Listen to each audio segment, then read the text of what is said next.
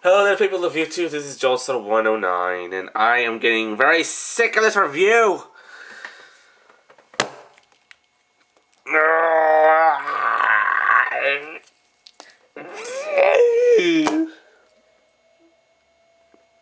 Lovely, the fire alarm in the back. I forget what part this was, and I don't really care. Let's just continue from where we left off. Last part, we did Frenzy and finished Barricade. Now, we're doing Blackout. Hopefully I can finish him in one part. Hopefully camera doesn't wig out on me. Blackout. Shows 4 parts of him and the thing fell out. Let me get this right there. I really need something to hold up the book. You don't know what that. There we go. Yeah! But now the glare is messing up everything. That slowly. Oh my goodness. This is already starting out great, isn't it? Let me see something. No, it's not bright enough. Whatever, just ignore the glare. Over there it says... Sir, says here AF4 was shut down 3 months ago. Op Center Tech. In the beginning of the movie, when Black Cat was invading... Oh, no, it wasn't invading. It was destroying the whole base. One of them said that he was shot down. What? Anyways. Yeah, it shows his... what's that called? I forget what it's called. But it's the blaster that causes the sonic wave. There's his head, his... various cables under his arm, and his fist. Okay, Blackout. Let me zoom in here. In robot mode, a specialist, let me just read it from here. A specialist in sowing chaos, confusion, and disorder, Blackout is a coward at heart. Rather than directly confront an enemy, he'll just create it. Wait, what? He'll create just enough in the way of general pandemonium to distract and otherwise engage the attention of his intended target before striking, often from behind. Self-preservation is uppermost in his thoughts, and he is not above sacrificing fellow Decepticons if it means he emerges unscathed and intact. I'm kind of sick right now, so you may notice my voice is kind of changed. Okay, behind enemy lines. On Cybertron, Blackout reluctantly found himself at the forefront of advanced raiding parties. His role was to destabilize the Autobots' early warning systems and defenses. This vanguard position was acutely at odds with Blackout's chosen modus operandi, and so he took to enlisting and training his own specialist drone troopers, effectively as a living shield. And there's Blackout. His stats are height 33.5, weight 2.9 metric tons, power level 2, which is very surprising. He would be a power level 4. And he's an MH-53 helicopter. Fact box number 1. You can't really see that because it's the weird angle. There we go. Someone see it. Blackout. Let me see. Yeah. Can't see the screen. There we go. Blackout can generate a high-intensity and acutely painful sonic shriek, capable of overloading electrical systems and severing all lines of communication. Fact box number 2. Let me zoom out a little bit. Blackout is one of the more lightly armored Decepticons and most liable to sustain critical damage, especially to his rotor systems. Yeah, ow, my knee. Okay, his picture. Okay, where should we start? Let's start at the top. Oh, Thunderclap concussion cannon, that's what it was. There you go, that cannon. Yep, the giant thing. Let me can't see. There we go, that thing. Dang, that stupid glare. Where was I? Oh yeah. Sonic emitters. There's 2 of them, and it points to that weird shaped thing. They're the one that's on this side. There it is. Shielded uplink mechanisms. His forearm. Main chest armature. Okay. Landing hydraulics. Pressure release. And then it points to his knee. What's it say? Landing hydraulics. Okay. Sonic buffer. And it points to that weird panel. Yeah. Weight distribution extension. Extension. Yeah, his foot can grow at will and shrink. So, yeah. Can you read it?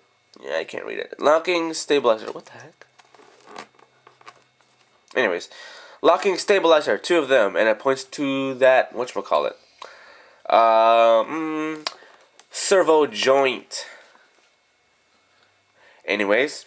Fluid distribution lines. And it points to those various cables on his body. Grip lock release. And it points to his... What is that? His wrist? Scraper probes. And it points to his toes. What's up here? Rotor blades. Obviously. That's it. Okay. Next page. Blackout in vehicle mode. Let me zoom out. For some reason, it only shows his, the backside. It doesn't show the front. Why? I don't really know. But anyways.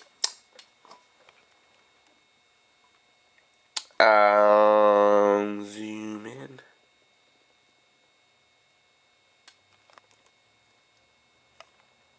There we go.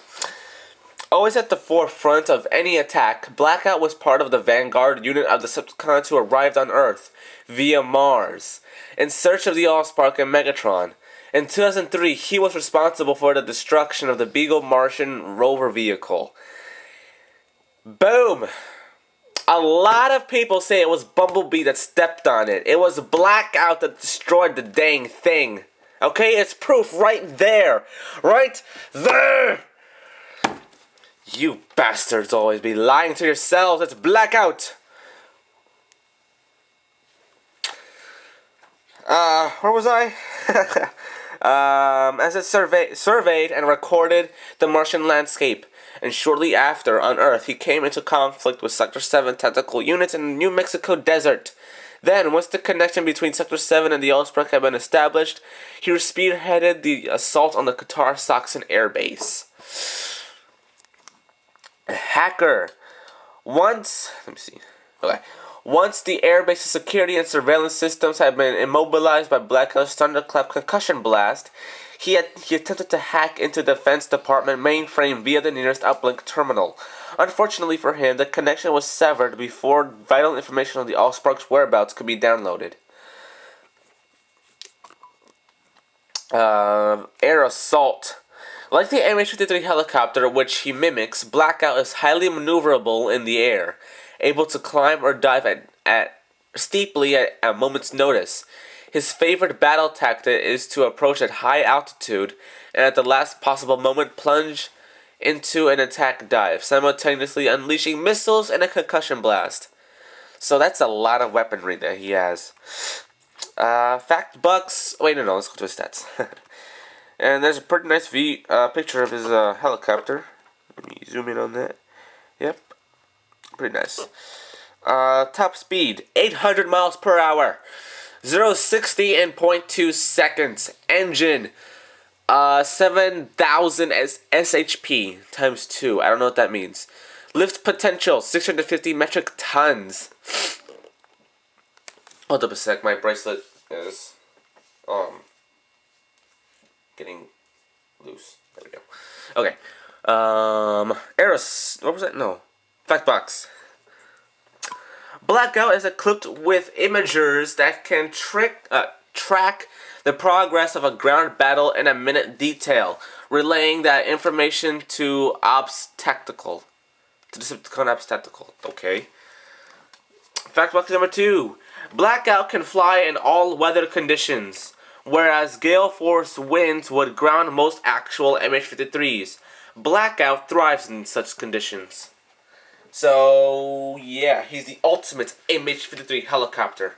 He is the ultimate military weapon. Anyways, I still could get a hold of him. Whoa, whoa, whoa, whoa. There we go. Okay, let's start right here. Reserve power cells, and it points to the back of the tail. Right. Vehicle troop storage. Obviously. What the heck? Hold up a sec. Let me raise the tripod a little bit.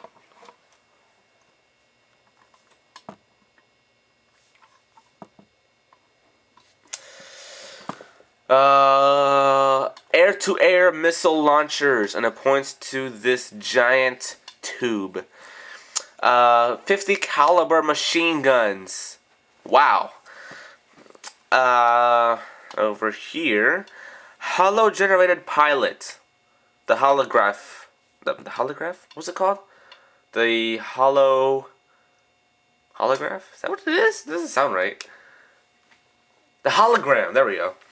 Thermal surge generators, and it points to that weird eye type thing.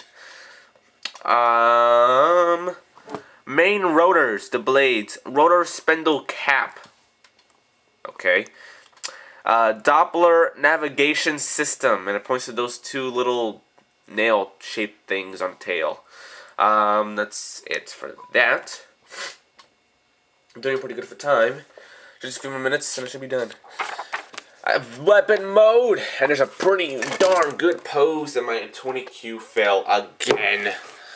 Ever since I did the review, it's been falling all over the place. What is wrong with you? Dang it, I think I moved the book. Okay. There's a pretty good pose. Wait, we can't even see it right. There we go. Yep. Yep. Okay. Loud and proud. It's no great surprise, given Blackout's propensity for self-preservation, that the two offensive options is his arm-mounted rotor blaster he favors, the more long-distance application. What? Okay, anyways. The rotor blaster, which fits snugly over Blackout's left hand, is both a barrage and a melee weapon. For distance destabilization or even immobilization, the Thunderclap concussion cannon emits a 700 decibel sonic shockwave, a directional vortex created by simultaneously whirling blades, guiding it to the target with great focus and accuracy. Holy crap! Dang! After listening to what I just said, wow, that is some weapon. God. Yeah. Okay. So Blackout's heavy duty. You don't want to mess with him. He might be weak, but he's powerful. Wait, that makes no sense. He's weak and powerful? He's weak via armor. He's powerful via strength. There we go. In weapon mode, Blackout shuts down all Auditoria's systems, engaging sophisticated muffers to protect himself from the occasional sonic backwash. While he can still receive internal comlink chatter in this protective state, he is nevertheless more vulnerable to a blindside attack, unable to hear the approach of even the heaviest artillery. Mine is stuffed! And that's it for Blackout. And for once, camera did not wig out on me. Thanks, camera. A good pat on the head. Anyways. So yeah, there's a good pose of him. And stay tuned for next part. Oh, wait, never mind. We have Scorponok to do. Let me finish them really quick. After him, it's Jazz. I'm almost done with the book. Yay! Just Jazz and Ratchet is left. Ah, thank God. Scorponok! Robot mode. That's the only mode. No, Scorpion mode, I should say. Not robot mode. A little more than one step up from a drone trooper, Scorponok nevertheless has a willy, patient, and Wally? What? And a Wally whatever that is, approach to the business of mayhem that leads one to believe he's a lot smarter than he looks. Scorponok's preferred modus operandi was to integrate himself with the battle wreckage that littered Cybertron's once pristine surface, shut down all but the most essential life support systems, and wait for the unwary Autobot patrols. Interrogate himself? What the heck was I saying? Okay. I don't know how one can interrogate himself. Unless he just tortures himself to death, which makes no sense to me. Anyways, I'm trying to get a good grip on the tripod. There we go. Deadly foe! Don't let Scorponok's size fool you. He's every bit as lethal as Decepticon's 3 or 4 times his size. On arrival on Earth, Scorponok ruthlessly set about hunting down and eradicating the military personnel who escaped the Blackout's attack on the desert air base. That most of them subsequently survived squeaks volumes about their own resourcefulness. Okay, so he would just set out to kill them, and all he had to do was mortally wounding one and killing one. You remember that part of the movie where he jumped out of the sand and stabbed that guy right through the heart and then started wagging him around like a tail? Yeah, the poor guy. Length. He is 8 feet 8 inches long. That's tiny. What? That's tiny. He was like 15 feet long in the movie. Wait. How long is 8 feet? I'm like 5 feet, so just add 3 more. What? That's Scorponok? I don't think so. I think that's messed up. Weight, 0.6 metric tons. Speed, maximum 30 miles per hour. Power level 2, and he has no vehicle mode. But actually, if you look at him, you can see all these various symbols on him. Right there it says rescue. Right there it says 68036 Captain L. Baker. That's interesting. Warning signs, explosive signs, caution signs, all this thing. So it will right there, caution. What does that say? Ah, dang it. Hey, keep out of focus. Focus. There we go. Caution. I can't read that. It just says caution. What else does it say? It says fuel right there in his face. What else does it say? See, he's got various pictures of safety symbols all over him. So that will lead us to assume that he has some sort of alternate mode. Well, maybe not. Maybe it's just him.